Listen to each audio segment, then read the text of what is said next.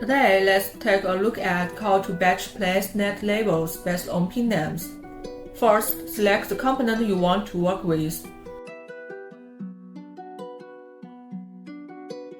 Right-click and in the menu choose Fanout Net Label No Connect flag. Fanout Net Label means it will draw a short wire from the pin with the net name attached to it. The length of this wire can be set in different ways. Automatically fit the longest net name. Fit only the net name length. Use a fixed length.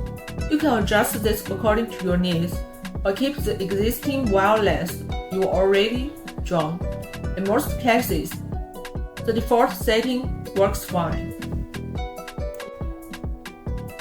The No Connect flag option means that if a pin's net name is empty, it will automatically add a No Connect symbol to that pin. This makes it easier to check later which pins are not connected. Below that, there is also a field in the pin name with the net name feature.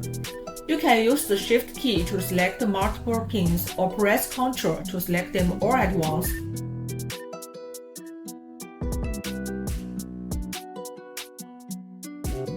Then click Fill Net Name with Pin Name.